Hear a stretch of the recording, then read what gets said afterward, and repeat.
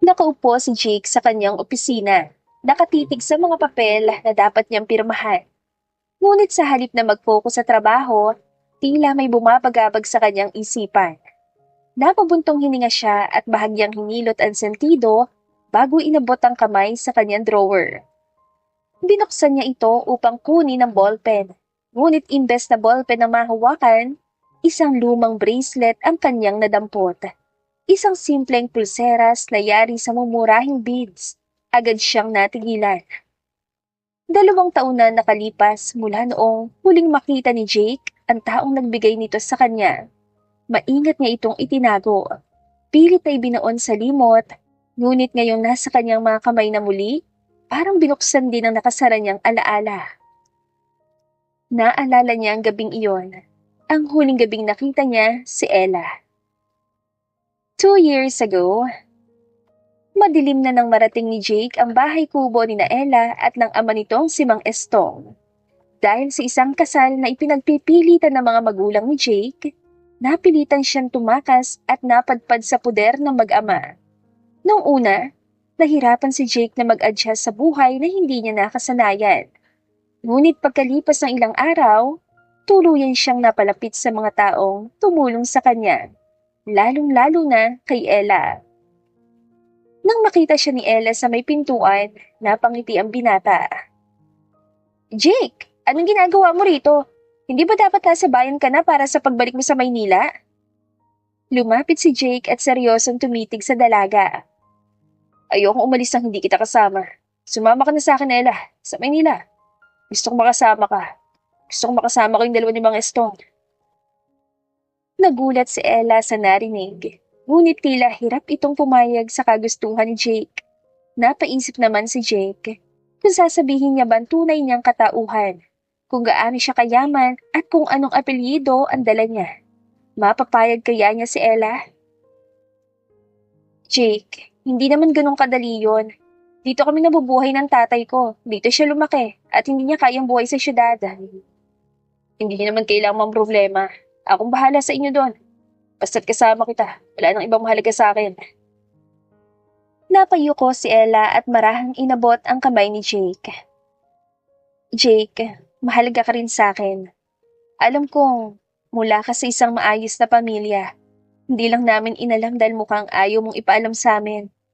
Pero kung ano man ang tunay na dahilan kung bakit ka tumakas, sana malampasan mo yon. Hindi pwedeng palagi mo nalang tinatakbuhan ang lahat." Tuluyang napalunok si Jake. Tila hindi matanggap ang sagot ni Ella.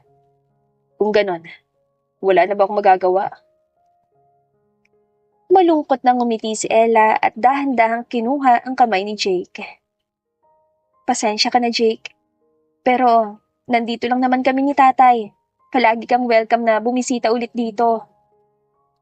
Hindi na nakapagsalita si Jake. Tumango na lang siya at pinilit ipaintindi sa sarili na hindi niya maaaring pilitin ang dalaga. "Babalik ako dito, Ella. Pangako. At pagbalik ko, sasabihin ko ang lahat sa inyo. Kung sino talaga ako. At ang lahat ng mga bagay na gusto mong malaman." Ngumiti si Ella saka inabot kay Jake ang isang bracelet. "Para masiguro kung babalik ka, ito, tago mo to. Importante sa akin ang bracelet na yan dahil yan lang ang tanging regalong natanggap ko sa nanay ko bago siya yumao. Sa susunod na bumalik ka dito, babawiin ko to." Bahagyang napangiti naman si Jake saka hindi napigilang yakapin si Ella. Kinabukasan, umalis si Jake. Dala ang sakit ang hindi pagkakapili sa kanya. Ngunit pagbalik niya sa Maynila, isang nakapanlulumong balita ang sumalubong sa kanya. Sunog. Nasunog ang buong bahagi ng baryo, kasama ang bahay ni Ella at Mang Estong. At ayon sa mga ulat, walang nakaligtas sa mag-ama. Nagmadali si Jake upang bumalik sa baryo. Ngunit bago pa siya makaalis, hinarang siya ng kanyang pamilya.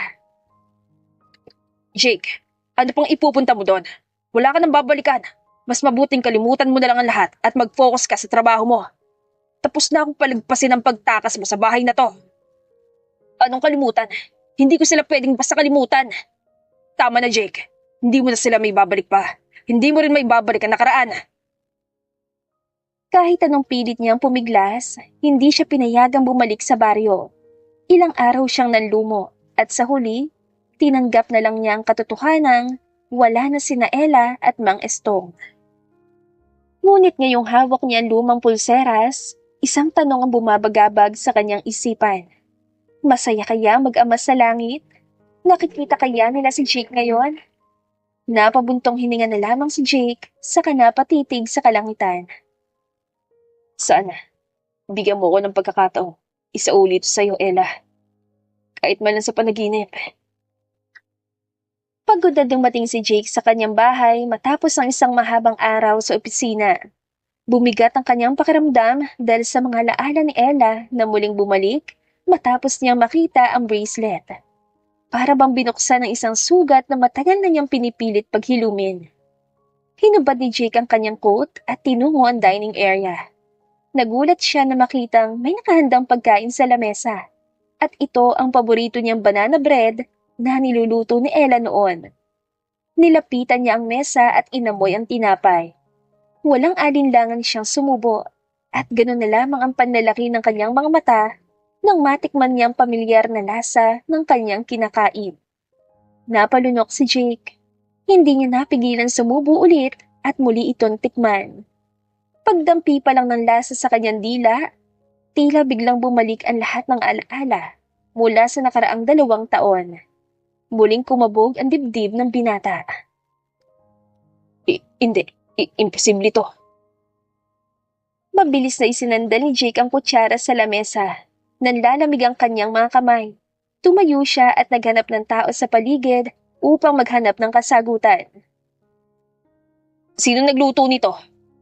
Walang sumagot. Halos kapusin naman sa hininga si Jake habang sinusuyod ang malawak na mansyon. Nang makarating siya sa laundry area, nagulat ang iilang katulong na nasa loob dahil hindi naman pinupuntahan ni Jake ang kanilang lugar. Gayunpaman, tuloy-tuloy lamang si Jake sa pagpasok hanggang sa mapatigil siya nang makita ang pamilyar na figura ng babaeng nakatalikod at abala sa washing machine.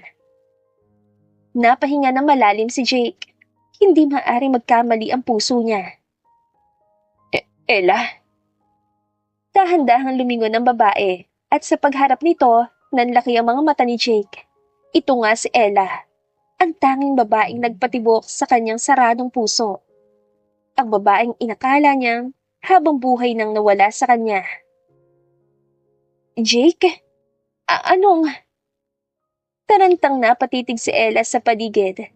Tila wala rin itong ideya na si Jake pala ang kanyang bagong amo. Kalilipat lamang niya kaninang umaga at hindi inaasahang muling magtutuos ang landas nila ni Jake sa ganitong pagkakataon. Bago pa man makapagsalita si Ella, sinugod na siya ni Jake at mahigpitan niyakap. Nagulat ang ibang mga katulong sa kanilang nasaksihan, ngunit walang makapagsalita sa kanila. Ano nangyari? Ang sabi sa akin wala na kayo. Nahihiyang napatitig si Ella sa kanyang mga katrabaho sa kamarahang bumulong sa binata. Sir, pwede po bang sa labas tayo mag-usap? Agad namang napalingon si Jake sa paligid at doon pa lamang napagtanto na hindi lamang sila ni Ella ang nasa laundry room. Tumango ang binata saka sumunod kay Ella papunta sa garden ng mansyon. Pagdating nila sa garden, natigil si Ella sa ilalim ng isang lumang puno ng akasya. Mahinang umiihip ang hangin, ngunit dama ni Jake ang bigat ng katahimikan sa pagitan nila. Nakatitig lang siya kay Ella, hindi makapaniwala na nasa harap niya na ito ngayon. Si Ella naman ay yumuko, tila iniisip kung paano sisimula ng matagal ng itinagong kwento. Bakit hindi mo ako hinanap? Bakit hindi mo man lang sinabi sa akin na buhay ka? Bakit hindi mo ako hiningan ng tulong kahit nag-iisa ka na? Ito ang mga gustong itanong ni Jake kay Ella, ngunit pinili niyang manahimik muna at makinig sa dalaga. Buhay ako. Pero si Papa, hindi na. Napakuyom ang mga kamao ni Jake. Paano? Anong pinagmula na sunog? Muling nag-angat ang tingin si Ella, pero hindi niya nagawang titigan si Jake na matagal. Bigla na lang nasunog ang buong bahay habang natutulog kami. Wala akong maalala ng mga oras na yon. Pero sabi ng pinsan ko nagligtas sa akin. Si Papa nagtulak sa akin palabas bago mahulog ang mga sunog na haligi ng bahay sa kanya. Napapikit si Jake. Pinipigilan ng mga luha habang iniisip ang masakit na kinahinatnan ni Mang Estong.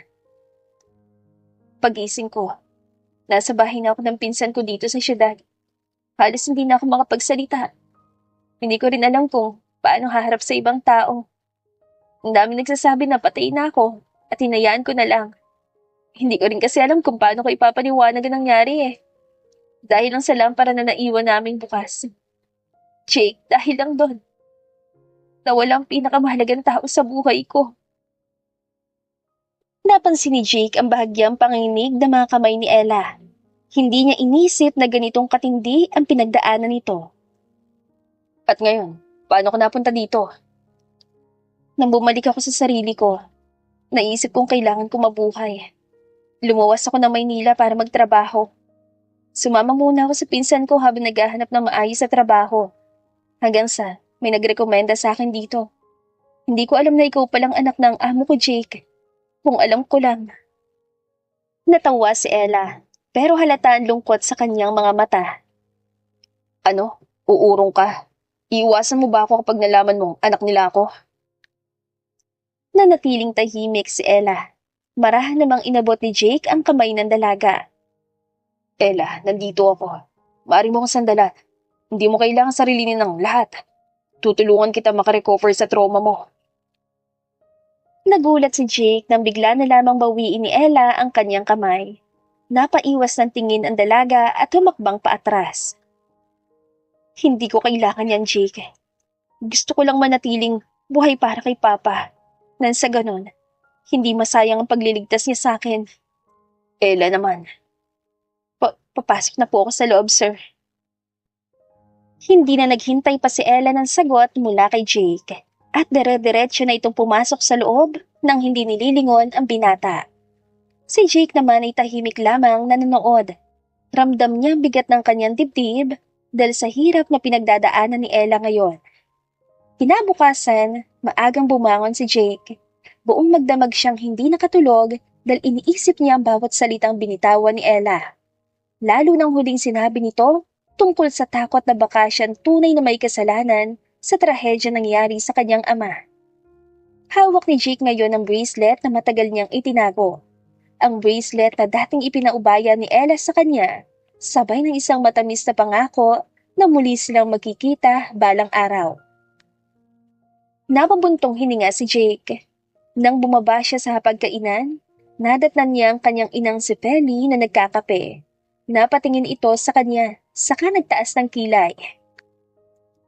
Ang aga mo yata ngayon, Jake. Hindi ba't wala kang trabaho sa opisina? Hindi sumagot ang binata. Agad siya naglakad palabas, papunta sa laundry area kung saan niya unang nakita si Ella kahapon. Ngunit hindi niya nadatnan doon ang dalaga. Sa kabilang banda naman, habang naglalakad si Ella papunta sa kusina upang maghugas ng pinggan, napatigil siya nang marinig ang mahihinang bulungan ng mga kasambahay sa isang gilid. Nagtago siya sa likod ng isang kabinet at hindi sinasadyang marinig ang usapan nila. Alam mo, ang weird ng bagong katulong na yan. Yung Ella, ang tahimik tapos parang lagi siyang kinakabahan. Oo nga, tapos nakita mo ba kahapon? Bigla na lang siya niyakap ni Sir Jake. Sino ba siya? Malay mo, kabit. Baka siya yung nag-apply dito para sundan si Sir Jake. Grabe ka naman, pero baka nga. Ang swerte naman niya kung ganun. Pero kapag nalaman ito ni Ma'am Veronica, siguradong hindi niya yun palalampasin. Naramdaman ni Ella ang paninikip ng dibdib niya. Gusto niya lumabas at itamang iniisip ng mga ito. Pero wala siyang lakas ng loob. Tama bang nagpunta siya rito? O isa lamang siyang panggulo sa nananahimik na buhay ni Jake? Ngunit bago pa siya makagalaw, isang malamig na boses ang sumingit sa usapan. Anong pinagbubulungan niyo dyan?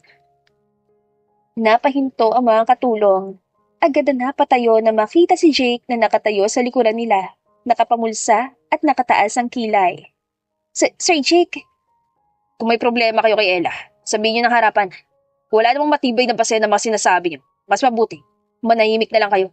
Huwag niyong gawing hobby ang pagchichismisan. Nagkatinginan ng mga kasambahay. Kita ang kaba sa kanilang mukha. Pasensya na po, sir. Wala po kaming masamang ibig sabihin. Hindi na sumagot si Jake at sa halip ay sinanyasan ng mga katulong na magsialisa na. Dali-dali naman silang napatakbo paalis. Ilang sandali pa, napasinghap si Ella na makitang nasa harap niya na ang binata. Ella, bakit nakikinig ka lang sa kanila? Marahan siyang umiling si Ella. Okay lang ako. Tama naman sila. Kahit naman siguro sino magtataka kapag nakita nila yung eksena kagabi. Hindi ako papayag na may magmaltrato sa'yo dito sa mansyon. Kaya kapag may ginawa o sinabi ulit silang masama, sabi mo agad sa akin at akong bahala sa kanila. Tahimik lang na tumango si Ella sa kaakmang maglalakad sana paalis, ngunit pinigilan siya ni Jake. Marahang hinawakan ni Jake ang braso ni Ella, kaya naman napalingon ang dalaga. Ilang sandali pa, inilabas si Jake ang bracelet mula sa kanyang bulsa. Nang makita ni Ella ang pamilyar na bracelet na ipinagkatiwala niya kay Jake noon, gumaan ang kanyang pakiramdam. Dapat ko na tong isauli sa tunay na nagmamayari. Patagal ko na rin itinatago to dahil ito na lang ang naiwan sa akin simula nung inakala ko wala ka na. Tinanggap naman ni Ella ang bracelet. Maraming salamat, Jake. Sir. Marahang natawa si Jake. Parang mas gusto ko ang tunog ng J kaysa sa Sir ah. Hindi naman pwedeng gano'n ang itawag ko sa'yo dito. Kita mo naman kung paano magsalita ang mga katulong nyo. Sa totoo lang, wala naman akong pakialam sa mga sinasabi ng ibang tao. Pero kung talagang gumugulo yun sa isipan mo, sige, tawagin mo akong Sir kapag may iba tayong kasama. Pero Jake lang kapag tayo lang dalawa, pwede na ba yon? Tumango naman si Ella at marahang ngumiti. Sige po, sir. Mauna na po ako. Maghuhugas pa ako ng mga pinggan. Napakunutan noon ni Jake nang tawagin siyang sir ni Ella. Nang lumingon siya sa kanyang likod, bahagya siya na bigla na makita niya ang kanyang ina na mariing nakatitig sa kanya. Ma, may problema ba? Hindi naman agad na sumagot si Feli. Ilang segundo siyang napatitig kay Ella na abala na sa paghuhugas ng pinggan. Bago niya isang walang bahala ang kanyang iniisip. Wala naman. Nagtaka lang ako kung bakit nagtakbuhan ng mga katulong kanina, kaya pumunta ako dito. By the way, bibisita si Veronica mamaya. Ilang araw na siyang mananatili dito dahil wala siyang kasama sa bahay nila. Nasa business trip ang papa niya. Ma, may maids naman sila at saka kung natatakot siya sa malaking mansyon nila, kaya niya mag-hotel. Bakit dito pa? Dadagdag lang siya sa trabaho ng mga katulong. Ganyan talagang isasagot mo, Jake. Fiancé mo ang pinag-uusapan natin. Mas mabuti nang nandito siya para naman maalagaan ng pamilya natin. Napailing na lamang si Jake sa kanapabuntong hininga. Walang gana niyang nilampasan ng kanyang ina saka dire-diretsong bumalik sa kanyang kwarto. Aksidente namang nagtama ang tingin ni na Ella at Feli. Kaya naman agad na kinabahan ang dalaga. Tapusin mo na yung hinugasan mo. Tapos, tulungan mo ako sa pagayos sa mga halaman sa vase. Sige po, ma'am. Napahinga naman ng malalim si Ella nang makaalis na si Feli. Ngunit gumugulo pa rin sa kanya ang usapang narinig niya. Hanggang ngayon, fiancé niya pa rin ang babaeng yun? Parehong babae ba yun na tinakasan niya noon o? Iba na to. Napailing na lamang si Ella. Hindi na dapat niya pinag-iisipan ng ganong mga bagay, lalo na't wala naman siyang karapatan upang makialam. Naisip ni Ella na mabuti pang ipagpatuloy ang kanyang ginagawa. Pagkatapos maghugas ni Ella ng mga pinggan, nagtungo siya kay Feli na tahimik na nag-aayos sa mga bulaklak sa mga vase. Agad naman nagbigay si Feli ng mga instructions kay Ella at nang makita niya mabilis nitong nakuha ang kanyang gusto, hindi niya maiwasang ma-impress. Magaling ka mag-ayos sa mga bulaklak ha? Nagtrabaho ka pa sa mga events noon? Hindi po, pero nakapag-sideline po ako nun sa paggawa ng mga bouquet. Doon po ako natuto. Marahang tumango si Feli. Ano ang tingin mo sa anak ko? Biglang tanong ni Feli na siyang gumulat kay Ella. Sino po? Sino pa ba ang anak ko? Isa lang naman ang anak ko, Ella.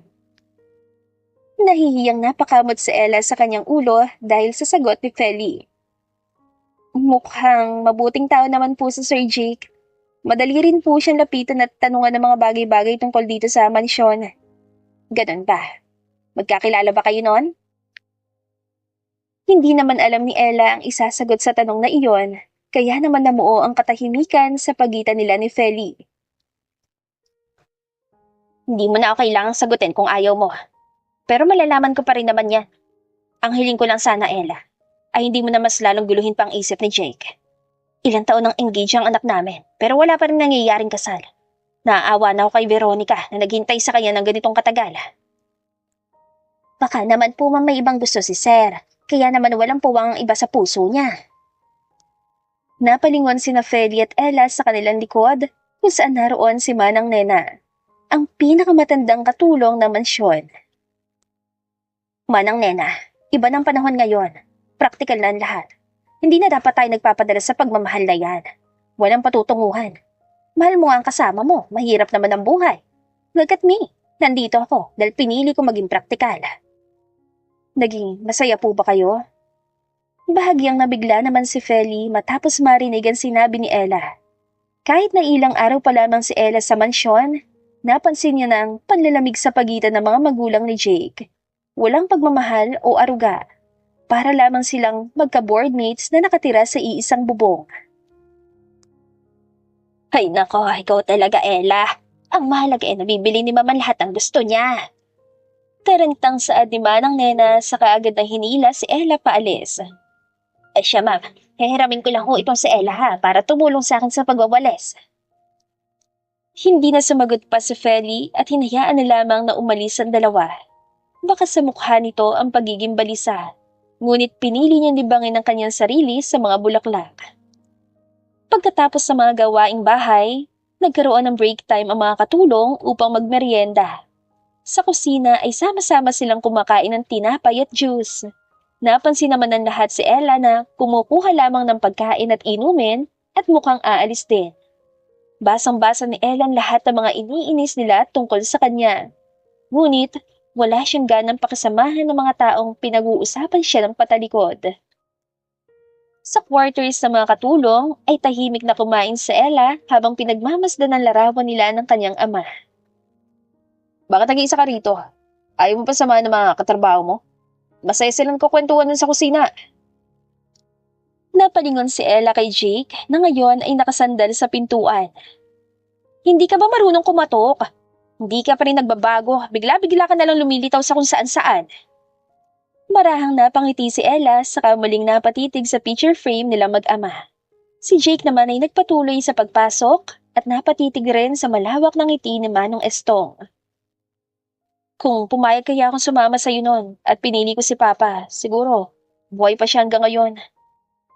Ella, totoo naman Jake. Tama ng paninisi mo sa sarili mo. Aksidente ang nangyari. Walang may gusto sa pagkamatay ni Manong Estong. Tipid na napangiti lamang si Ella saka nagpatuloy sa pagkain. Si Jake naman ay tahimik na pinagmasdan ng dalaga. Ngunit sa bawat segundo ay unti-unti ring nadudurog ang kanyang puso. Wala na ang kinang ng dating Ella na kilala niya. Hindi na matanaw ni Jake ang dating saya na lagi nitong baon sa kanyang mga mata. At kahit na gusto ni Jake na tumulong, hindi niya naman alam kung paano. Alam mo, mabuti pa sumama ka na lang sa akin bukas sa farm. Sasabihin ko kay Mama na kailangan ko ng assistant at ikaw ang isasama ko. Doon, sariwang hangin, malayo ka sa mga chismosa mong katrabaho. Makakapagpahinga ka rin kahit sandali. Bahagyang natawa si Ella matapos marinig ang sinabi ni Jake. Dahil doon, napangiti ang binata. So, sama ka? Sumama ka na. Utos yon bilang boss mo. Napailing naman si Ella saka natawa na lamang. At dahil hindi naman diretsahang tumanggi ang dalaga, tinanggap ni Jake ang sagot na iyon bilang oo. Pagsapit ng gabi, dumating ang isang bisitang inaabangan ng mansyon. Si Veronica, ang fiancé ni Jake. Matangkad ito, malamodel ang itsura. At higit sa lahat, klase sa bawat kilos.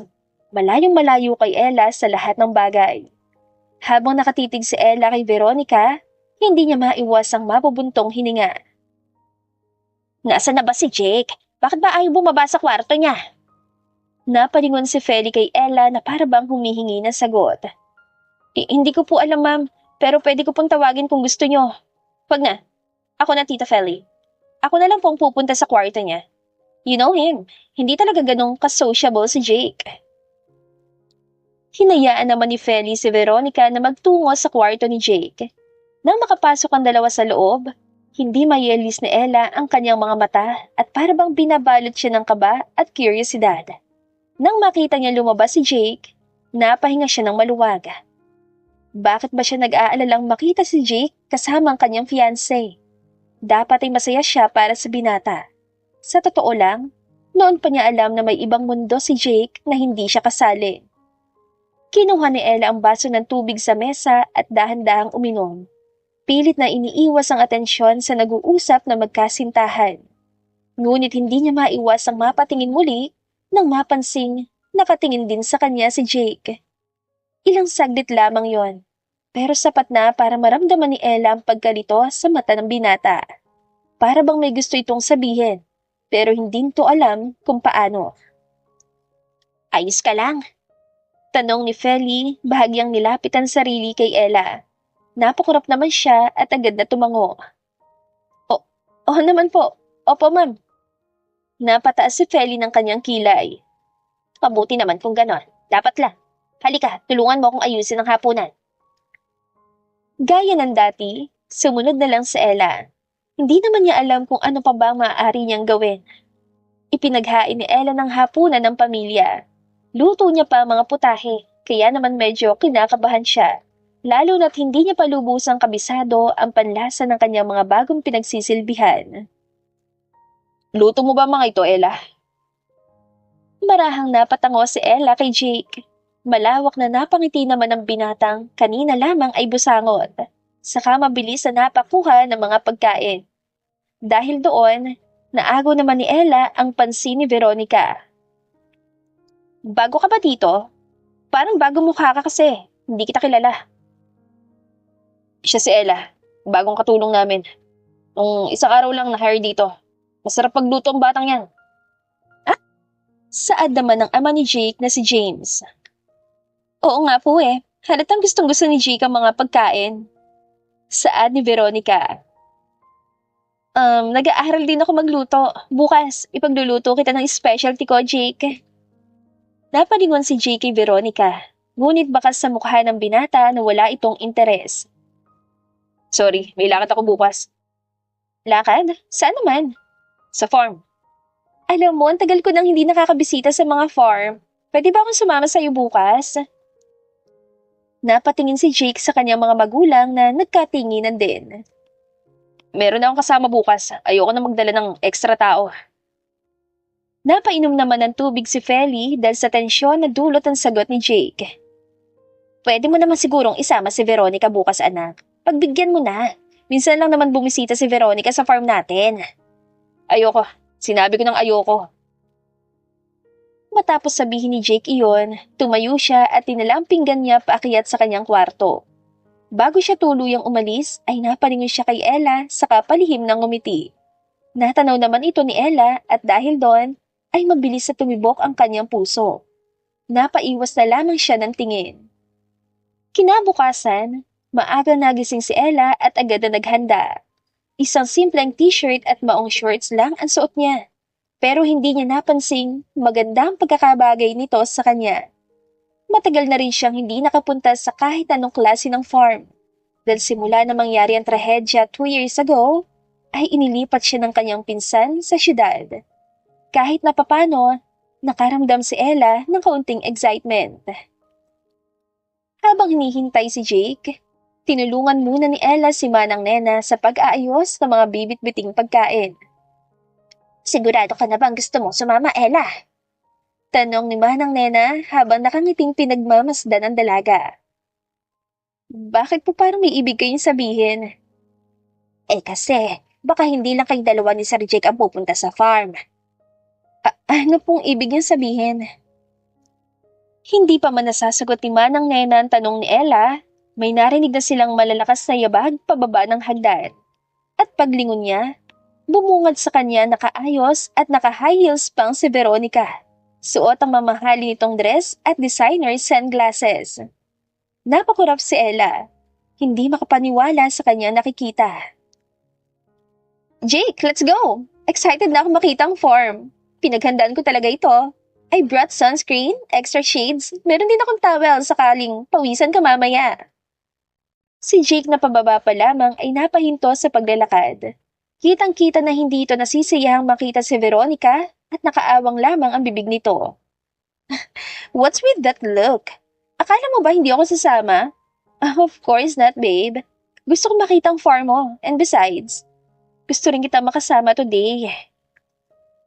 Napabuntong hininga si Jake. Halatang hindi makatanggi. Alam niyang wala na siyang magagawa, kaya wala na siyang nagawa, kundi ang sumakay na lang sa kanyang sasakyan. Napatayo na rin si Ella at sumakay na sa backseat ng kotse. I'm so glad you're coming with us, Ella. Nakangiting sabi ni Veronica. At least, may magbabantay sa likod ko. Alam mo na, baka may umatake sa akin ng mga wild animals. Napayuko na lamang si Ella upang pigilan ang kanyang pagtawa. Seriously, Veronica, ano bang tingin mo sa farm namin? Rainforest? At saka bakit ka naka-heels? Mukha kang ewan. Gumuso lamang si Veronica at hindi na umangal pa. Sa buong biyahe, halatang iritable si Jake. Tuwing susubukan niya makipag-usap kay Ella, biglang sasabat si Veronica at kukunin ang atensyon niya. Jake, naalala mo ba yung family trip natin sa Spain? The vineyard there was amazing. Sana ganun din kagandang farm niyo. Masiglang sabi ni Veronica. Simpleng farm lang to, Veronica, hindi vineyard. Kung iniisip mong magsa-sightseeing tayo, malaking pagkakamali yun. Kung trip mo palang vineyard, sana nang ibang bansa ka na lang. Ang sungit mo talaga, Jake. Alam kong iba tong farm na pupuntahan natin, pero sigurado may sariling charm pa rin ang farm niyo, di ba, Ella? Nagulat si Ella nang bigla siyang isali sa usapan. Opo. Ngumiti si Veronica bago muling bumaling kay Jake. I'm so excited. Baka dapat doon na tayo magpakasal. What do you think? Halos mawala ng kontrol sa manibela si Jake na marinig iyon. Samantalang si Ella naman, biglang nawala ang ngiti.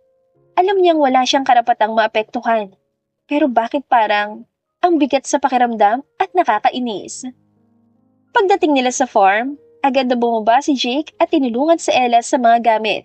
Sinalubong agad ng mga trabahador si Jake, kaya naman naging abala ito sa pakikipag-usap sa kanila. Si Veronica naman ay agad na luminga-linga. Tila sinusuri ang paligid na para bang nasa isang luxury resort at hindi sa isang simpleng farm. Oh my gosh! May mga kabayo pala dito! Nanlalaki ang mata ni Veronica habang nakatingin sa hindi kalayo ang pastulan. Napatitig naman si Ella sa mga kabayong pinaliliguan ng mga tao. Hindi na ito bago sa kanya dahil may alaga din silang kabayo noon at pinangalanan pa nilang Petra. Napangiti si Veronica at biglang hinila si Ella. Come on, Ella! Tignan natin yung mga kabayo! Nagulat si Ella. Pero hindi na siya nakatanggi nang mahigpit siyang hinawakan ni Veronica sa braso. Habang naglalakad sila, napansin niyang palambot ang lupa sa kanilang dinaraanan. Ma'am, baka dapat na bumalik na po tayo. Mukhang maputik yung daan at mahirapan ho kayong lumakad. Sa kabila ng banta ni Ella, hindi pa rin nakinig si Veronica at nagpatuloy lamang sa paglalakad. Hanggang sa ilang hakbang pa, bigla itong napahinto at napangiwi ng bumaon na sa putik ang kanyang suot na mamahaling heels. Ew! Ang dumi naman! Bakit hindi mo sinabi na ganito kalambot ang lupa? Iritable nitong reklamo habang pinipilit alisin ang putik sa mamahaling nitong sandals. Napabuntong hininga si Ella dahil sinabi naman niya, hindi lang talaga nakinig si Veronica. Ilang sandali pa, napalingon si Veronica na para bang may napakagandang ideya. Ella, ibigay mo sa akin ang tsinelas mo. Po? Ikaw na lang maglakad ng nakapaa. Sanay ka naman sa mga ganitong lugar, di ba? Ako kasi hindi ako sanay sa ganito.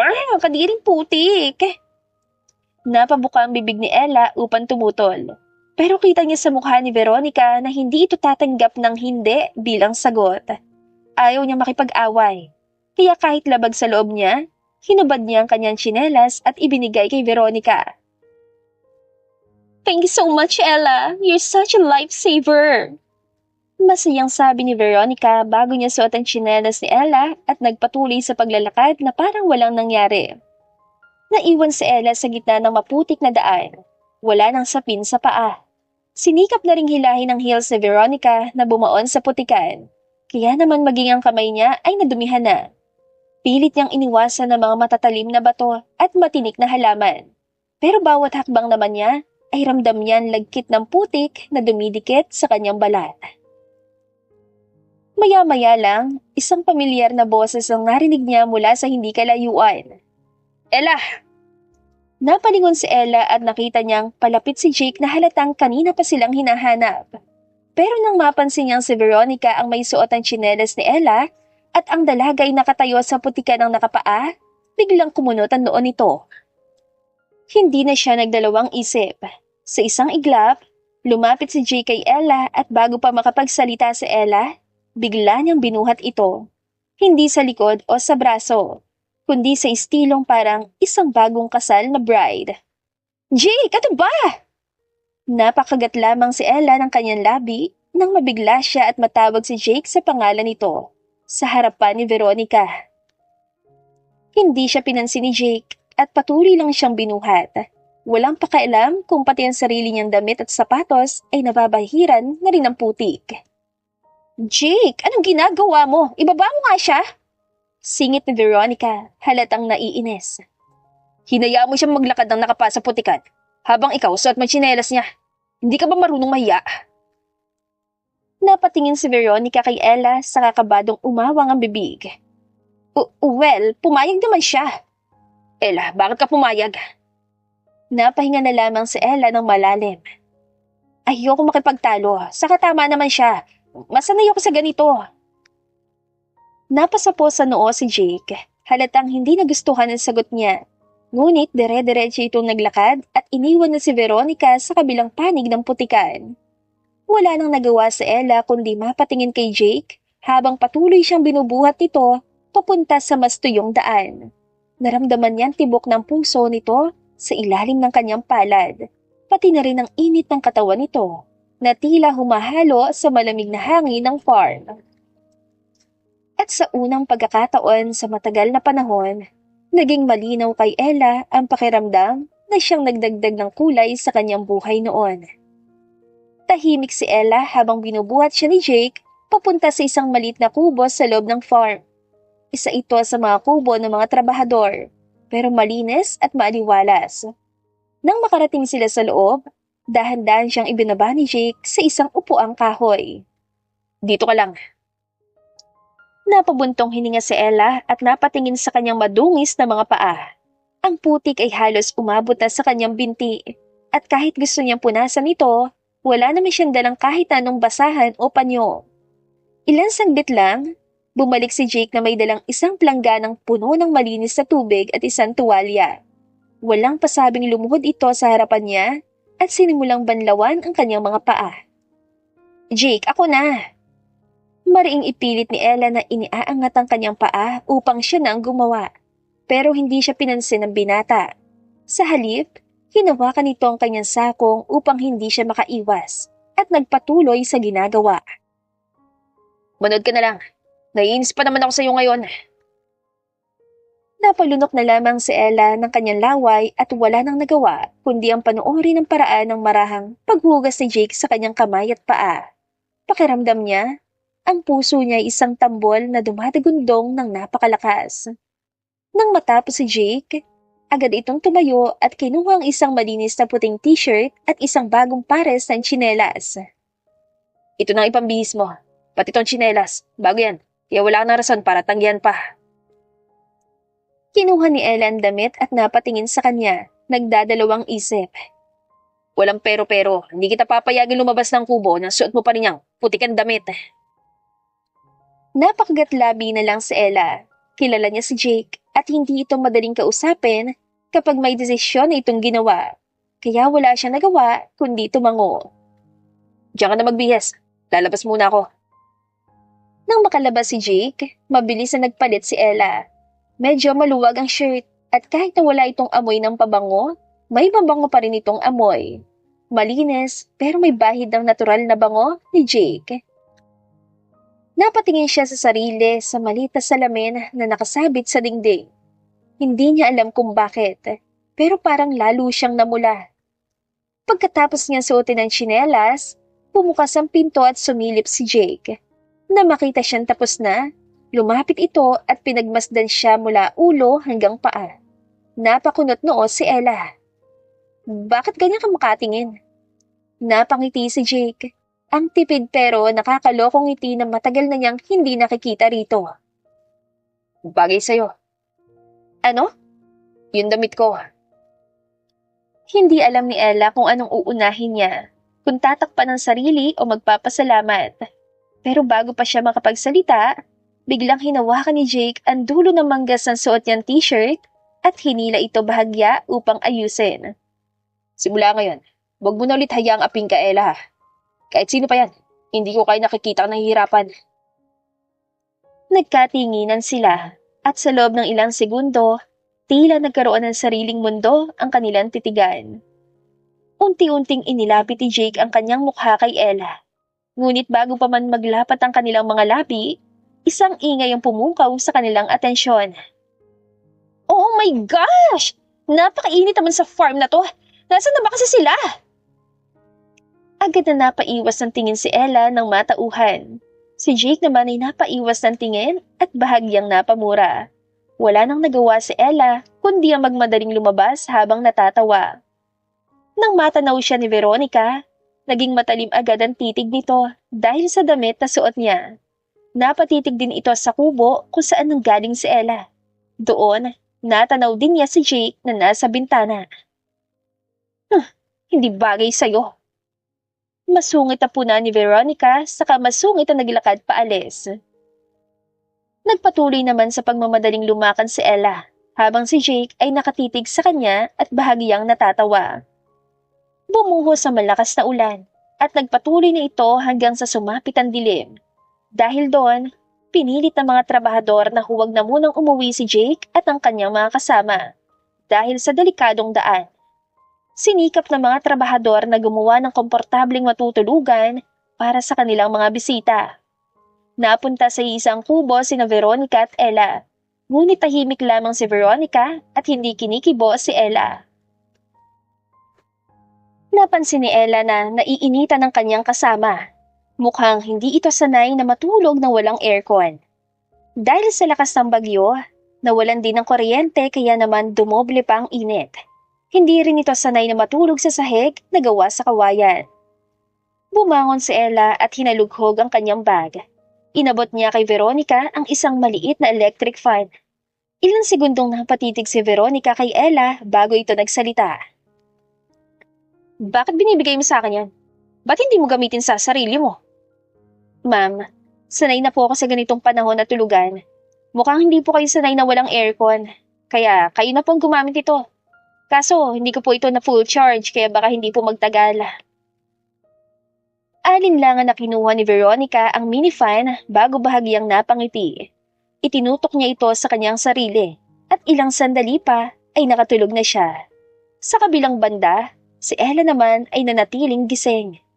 Lumabas siya at mula sa silong ng kubo ay inilahad niya ang kamay niya upang saluhin ng ulan. Kung umulan ng ganito kalakas nung gabing yon, baka nakaligtas pa si Papa. Napabuntong hininga si Ella saka ibinaba ang kanyang kamay. Tingin mo ba matutuwa si Manong Estong ko? Ganyan ka lagi mag-isip. Siguradong nalulungkot yun sa tuwing nakikita kanyang ganyan, Ella. Nabigla naman si Ella sa biglaang pagsasalita ni Jake sa kanyang likod. Paano ka napunta dito? Ngumuso lamang ang binata saka ipinakita ang dala niyang pamaypay. Dadaling ko na sana to dahil baka naiinitan ka. Napahinga ng malalim si Ella na makitang may dala namang payong si Jake. Tinanggap niya ang pamaypay saka naupo sa mahabang upuan. Salamat. Wala nga naman. Hindi ka ba inaaway ni Veronica? May ginawa pa siyang kalokohan? Hindi. Himala nga na mas tahimik at kalmado na siya ngayon. Baka dahil sa nakain niyang alimango kanina. Sarap na sarap siya. Akala mo naman hindi nakakakain ng ganun sa mga restaurant. Ano ka ba? Iba kasi ang luto sa mga restaurant kumpara sa mga fresh na alimango na luto ng mga locals. Kahit ako, hindi ko ipagpapalitan lutong bahay sa kahit na gaanong kamahal na restaurant. Tama ka. Simula nung matikman ko rin ang luto mo 2 years ago. Parang lahat ng putahe, kahit Michelin 5-star chef pang gumawa. Hindi nakakapag-satisfy sa akin. Natawa na lamang si Ella dahil sa sinabi ni Jake. Alam niyang ini-exaggerate lamang nito ang kanyang sinabi. Imposible namang matapatan niya ang mga chef na tinutukoy ni Jake. Ayaw mong maniwala. Gusto mo isama kita pagka-uwi natin sa syudad para matikman mo. At ang ikaw na mismo ang humusga.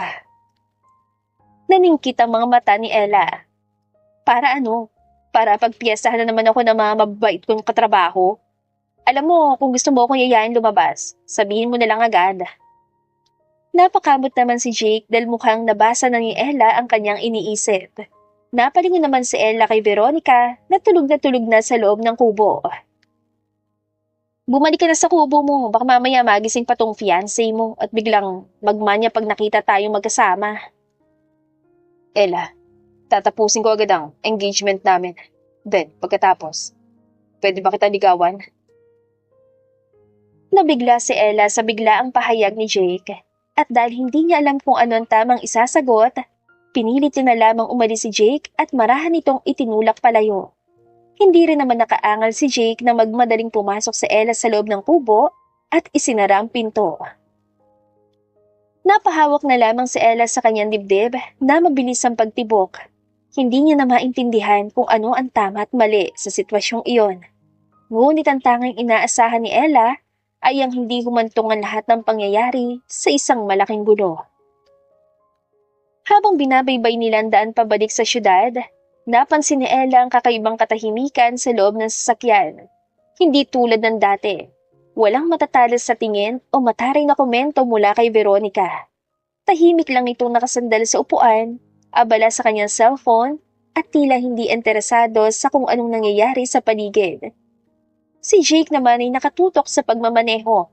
Pero sa tuwing titigil sila sa traffic, palihim siyang sumusulyap kay Ella sa rearview mirror. Hindi naman iyon nakaligtas kay Ella, kaya iniiwasan niyang tumingin pabalik. Ayaw niyang bigyan ng kahulugan ang simpleng sulyap na iyon, lalo na't kasama pa nila si Veronica. Maya-maya, biglang nagsalita si Veronica na ikinagulat ang dalawa. Babalik na ako mamaya sa bahay namin. Hindi na rin ako magtatagal sa inyo dahil papunta na doon ang driver ko as we speak. Napalingon si Jay kay Veronica dahil sa sinabi nito. Oh, hindi ba dapat nagsasaya ka? Bakit parang nakakita ka ng multo? Wala sa sariling natawa si Veronica at napailing. Huwag kayong mag-alala. Hindi ko na kayo guguluhin. Hindi mo na rin kailangang pag-isipan kung paano ipapaliwanag ang lahat sa akin, Jay. I already heard and saw everything. Teka, bakit biglaan? I mean, don't get me wrong, Veronica, pero nagulat lang ako kasi sobrang persistent mo all these years. Wala naman talaga akong balak na bitawan ka, kahit na sino pang babaeng kalaban ko dyan sa puso mo. At first, nung nalaman kong isang katulong lang palang nagugustuhan mo, inakala ko na wala siya lamang sa akin. But then, hindi ko lang nakita kung paano tinatrato mo siya na sobrang halaga sa'yo. Naranasan ko na rin at na-realize kung bakit nahulog ka kay Ella. Marahang napangiti si Jake saka napatitig sa rearview mirror kung saan nagtama ang tingin nila ni Ella. At tungkol doon sa inagaw kong tsinelas mo, Ella. Sorry. Tumango lamang si Ella at ngumiti nang magtama ang tingin nila ni Veronica. Pagkatapos nitong magsalita, muli itong naabala sa kanyang cellphone at naiwan namang awkward ang pagitan nila Ella at Jake. Pagdating nila sa mansyon, bumungad agad ang malalaking chandeliers at ang malamig na ambience ng sala. Tahimik na bumaba si Veronica mula sa sakyan. Hawak ang kanyang maliit na handbag, habang sina Ella at Jake naman ay sumunod sa kanya. Sa pagbukas ng pinto, sinalubong sila agad ni Feli na may malawak na ngiti sa labi. Oh anak, buti naman at nakauwi na kayo. Veronica, iha, sigurado ka bang hindi ka na muna magpapahinga dito? Ngumiti si Veronica at bahagyang tumango. Salamat po, Tita Feli, pero okay lang po ako. Malapit na rin po dumating ang driver namin. Muling tumingin si Feli kay Jake. Halatang may nais pa itong sabihin ngunit pinili na lang na manahimik. O siya sige iha. Basta't kung may kailangan ka, alam mo naman bukas palagi ang bahay na ito para sa'yo. Thank you tita. Tatawag po ako sa inyo sa susunod na linggo. Mag-shopping tayo. Ngumiti si Feli sa kaniyakap si Veronica. Bago pa lumabas ang dalaga, lumingon siya kay Ella at kay Jake. Isang tipid ng ngiti ang ibinigay niya sa kanilang dalawa. Sana maging masaya kayo. Or else, sayang naman ang pagpaparaya ko. Napayuko si Ella, habang si Jake naman ay marahang tumango. Ilang segundo lang, tuluyan na lumabas si Veronica. At sa ingay ng pasaradong pinto, naramdaman ni Ella na parang may kung anong bigat ang nawala. Napatingin si Feli kay Jake bago siya nag-angat ng kilay. Ma, alam mo inurong ni Veronica ang kasal. Paano? Oo, tumawag si Veronica kaninang umaga para ipaliwanag ang lahat. Napabuntong hininga si Feli. Ang komplikado nga naman talaga ng pag-ibig. Halika kayo, kumain muna tayo. Hinintay ko pa naman kayo para sabay-sabay tayong kumain. Hindi naman lubos na naintindihan ni Jake ang kanyang ina. Dali-dali niyang hinabol ang kanyang ina upang kumpirmahin ang desisyon nito. Ma, do you mean? Hindi ka tutol? Okay lang sa'yo? Masungit na nilingon ni Feli si Jake. Kailan ko ba sinabing ayaw ko, anak? Natigil si Jake. Tama ang kanyang ina. Hindi naman ito sinabi na tumututol siya. Sadyang itinuturing niya lamang si Ella nang may kaunting pagtataray, tulad ng kung paano niya itrato ang lahat. Naupo mag-ina sa hapag, at sinundan naman ni Feli ng tingin si Ella na tutungo sa kusina upang tumulong sa paghahain ng pagkain. Anong ginagawa mo, Ella? Bakit papunta ka sa kusina? Nagkatingin na naman ang lahat dahil sa kaba. Tutulong po sana sa paghahanda ng pagkain. Bakit mo gagawin yon? Hindi ba't nililigawan ka na ng anak ko? Maupo ka dito at sumabay ka sa amin. Napangiti si Jake matapos marinig ang sinabi ng kanyang ina. Dahil nahihiya pa si Ella, si Jake na mismo ang tumayo upang igiya si Ella sa upuang nasa tabi niya. Naging kalmado ang kanilang hapag. Buong akala nila Ella at Jake, aayon ang lahat sa kanilang kagustuhan. Sandali nilang nakalimutan na ang tunay na kalaban nila noon pa man ay ang ama ni Jake. Umabot rin ng ilang buwan ng pagkakamabutihan nila Ella at Jake. Nagkaroon sila ng opisyal na relasyon at sa pagpupumilit na mag-ina ay nakumbinsi rin nila si Ella na manatili sa mansyon hindi bilang isang katulong, kundi bilang isang miyembro ng kanilang tahanan. Ngunit pagkatapos ng 3 buwan, ang malaking pagsubok na kinatatakutan ni Jake ay dumating din. Umuwi ang kanyang ama mula sa mahaba nitong business trip at nang marinig niya ang lahat na nangyari nung nawala siya, nagmistula siyang isang dragon na bumuga ng apoy dahil sa galit. Bakit hindi ka nalang manatili sa kusina at gawin ang trabaho mo bilang katulong? Magaling ka magluto, pero hindi dahil minsan kitang pinuri, ay binibigyan na rin kita ng pagkakataong maging kabilang sa pamilya ko. Tumigil ka na, James! Singhal ni Feli na hawak-hawak si Jake na bumagsak sa sahig matapos masuntok ng sarili niyang ama. Nagdurugo ang gilid ng kanyang labi, ngunit alam niyang walang-wala ito sa sakit na nararamdaman ni Ella ngayon habang tinatanggap ang mga matatalim na salita ni James. Hindi ako pumapayag sa gusto niyong mangyari. Kailangan mong kausapin ulit si Veronica. Ang kasal niyo lang ang tanging matatanggap ko. Matagal na silang tapos, James. Si Ella ng girlfriend ni Jake ngayon. Sarkastiko natawa lamang si James at maranging hinawakan si Feli sa magkabilang braso. Akmang sasampalin niya ang kanyang asawa. Ngunit agad siyang sinugod ng kanyang anak at buong lakas na sinuntok. Huwag na huwag mong pagbubuhatan ng kamay si Mama. Ano sabi mo? Napayakap na lamang si Feli sa kanyang anak habang humahagulhol. Nanginginig pa ang kanyang kamay sa takot mula sa dating trauma na natamurin niya dahil sa pananakit ni James. Binihisan ko kayo at binigyan ng marangyang buhay. Tapos ganitong isusukli niyo sa akin. Sige, magsama kayo mag-ina. Pareho kayong makikitid ang mga utak. Pabalag na umakyat si James papasok sa kanyang opisina. Napahinga naman ng malalim si Feli at saka bumagsak sa sahig. Dali-dali namang inalalayan ni Manang Nena si Feli dahil halos himatay na ito. Napaluha naman si Ella habang nakatitig kay Jake na nanatili sa kanyang tabi. Hindi alintana ang sugat sa kanyang labi. Nais niyang magsalita. Nais niyang ipagtanggol ang sarili. Ngunit nanginginig ang kanyang katawan sa takot. Hindi niya akalain na ganitong katindi ang galit ng ama ni Jake. Hindi niya inasahan na sa kabila ng lahat ng napatunayan niya, mananatili siyang isang hamak na katulong sa paningin ni James. Hinawakan niya ang kamay ni Jake. Pinipilit ang sarili na magpakatatag. Jake, baka mas lalong lumala to. Baka mas makasama pa to sa inyo ni Tita Feli. Umiling si Jake at mahigpit na hinawakan ng kamay niya. Hindi, Ella. Hindi kita iiwan. Hindi ko hayaang matalo tayo sa kanya. Nagpatuloy ang tensyon sa buong mansyon. Si Feli ay agad na ipinasok sa kanyang kwarto upang makapagpahinga, habang si Jake at Ella ay nanatiling tahimik sa sala. Kapwa hindi alam kung ano ang kanilang susunod na hakbang. Ilang oras ang lumipas bago bumaba si James mula sa kanyang opisina. Nakasuot pa rin siya ng kanyang itim na business suit at ang ekspresyon sa kanyang mukha ay walang ibang ipinapakita kundi matinding galit. Aalis na siya. Malamig na sabi ni James habang nakatingin ng diretsyo sa kanyang anak. Ibabalik natin siya sa kung saan siya dapat naroon. Sa labas ng mansyon na to. Nagpantingan tainga ni Jake. Tumayo siya, hinarap ang kanyang ama. Ngunit mahigpit siyang hinawakan ni Ella sa braso upang pigilan. Huwag, Jake. Huwag mo na siyang labanan. Baka lalo ka lang masaktan. Hindi. Hindi ko hayaan to, Ella. Muling bumaling si Jake sa kanyang ama. Ang kanyang mga matay nag-aapoy sa galit. Kung paalisin mo si Ella, aalis din ako. Hindi ko hayaang magdusa siya na mag-isa. Naningkit ang mga mata ni James. Tila ba hindi makapaniwala sa sinabi ng anak. Ano sinabi mo?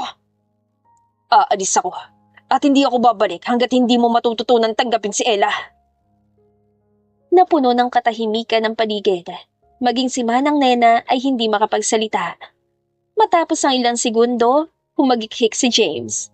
Isang mapait at mapanghamong tawa. Gusto mong lumayas. Sige, lumayas ka. Pero tandaan mo to, Jake. Kapag lumabas ka ng pintuang yan, hindi ka na makakabalik. Hindi na kita kikilalanin bilang anak ko. Napangiti si Jake, puno ng panghamon ng kanyang tingin. Mabuti naman, James. Madinang sagot ni Jake sa kanyang ama at hindi na ito tinawag na papa. Dahil sa totoo lang, matagal na rin kitang hindi kinikilala bilang ama. At ang nanay mo, iiwan mo lang para sa babaeng yan. Sino nagsabing iiwan ko si mama? Isasama ko siya. Kakausapin ko siya at pipilitin ko rin siyang umalis sa impyernong to. Natawa lamang si James na para bang iyon ang pinakanakakatawang biro na narinig niya sa buong buhay niya. Talaga lang. Tingin mo, ang nanay mo na lumaki sa yaman at sanay sa marangyang buhay, kayang talikuran ng lahat ng ito. Ngunit bago pa man muling humalakhak si James, isang malakas na tunog ng paghatak ng maleta ang pumuno sa katahimikan. Lahat ay napalingon sa itaas ng hagdan. Dahan-dahang bumaba si Feli, dalang dalawang malalaking maleta. Namumugtong kanyang mga mata, ngunit buo ang determinasyon sa kanyang mukha. Ano ngayon, James? Matapang niyang tanong habang iniwan ng mga maleta sa tabi ng hagdan. Sino ngayon ang hindi kayang lumaya? Natahimik si James. Alam niyang hindi ito isang palabas lang. Hindi niya inaasahang gagawin ito ni Feli. Humakbang palapit si Feli kay Jake at Ella. Hinawakan ng kamay ng kanyang anak. Patawad, anak. Matagal ko nang gustong gawin ito. Pero natakot ako.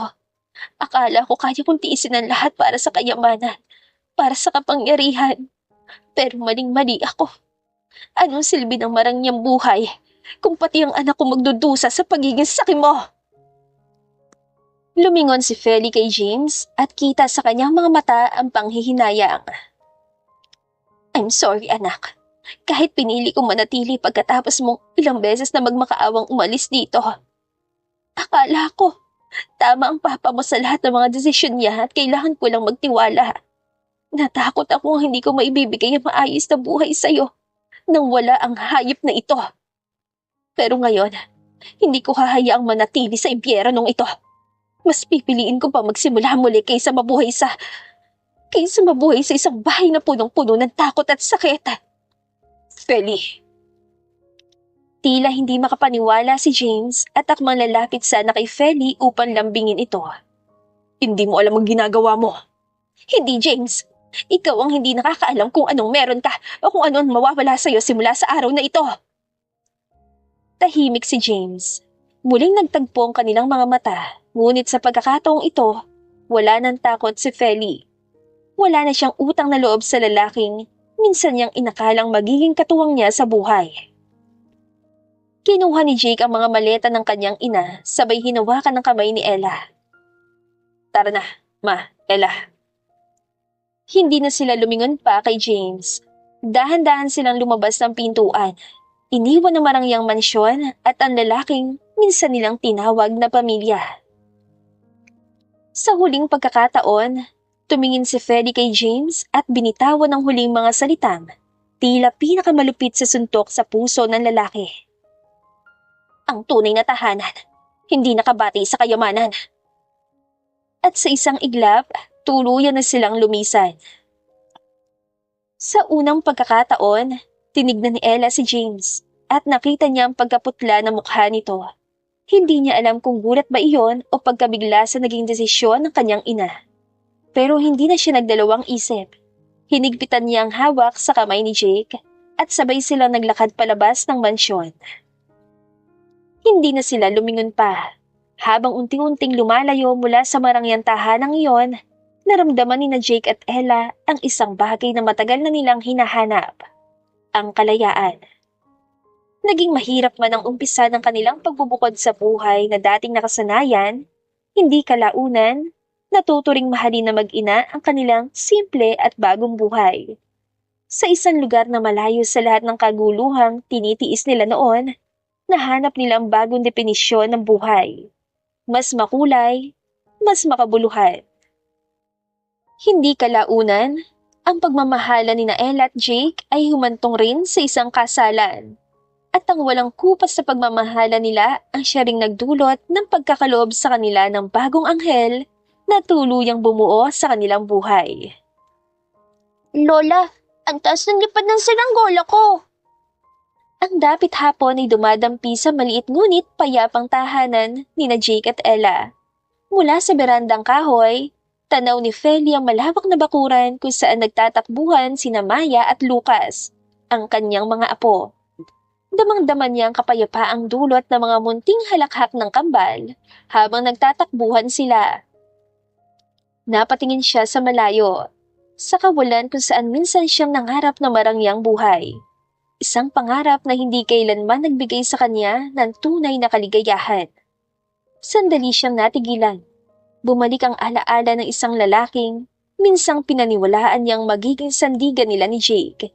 Ngunit tulad ng alon sa dagat, mabilis din niyang itinaboy ang imaheng yon. Ma? Lumapit si Jake hawak ang 2 tasa ng tsaa. Naupo siya sa tabi ni Feli. Iniisip mo na naman siya. Napangiti naman si Feli at umiling. Hindi na anak. Matagal na siyang wala sa buhay ko. Tinanggap niya ang tsaa at tinignan ng kanyang anak. At ikaw, bakit hindi mo daluhan ang mag-iina mo sa labas? Tahimik si Jake, saka tumingin kay Ella na nakatayo sa hindi kalayuan. Pinagmamasdan ng kanilang mga anak habang nilalaro ang mga ito. Walang alinlangan sa mukha ni Ella. Walang bakas ng panghihinayang at purong kasiyahan at magmamahal lamang. Gusto ko silang mapanood sa view na ito, Ma. Sa tuwing nakikita ko ang ganitong kapayapaang pagkakataon, paramdam ko, nagtagumpay na ako sa buhay. Napangiti naman si Feli at halatang proud na proud sa kanyang anak. Muling napatitig si Feli sa kanyang mga apo.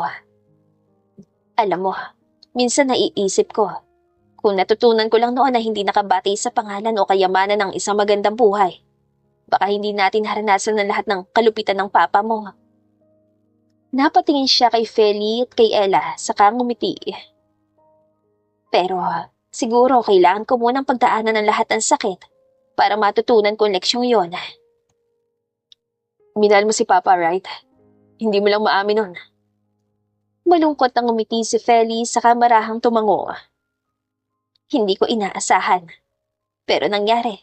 Siguro sa tagal naming magkasama, kahit na walang gaanong pagmamahal, may mga pagkakataon pa rin naging sandala namin ang isa't isa sa hirap.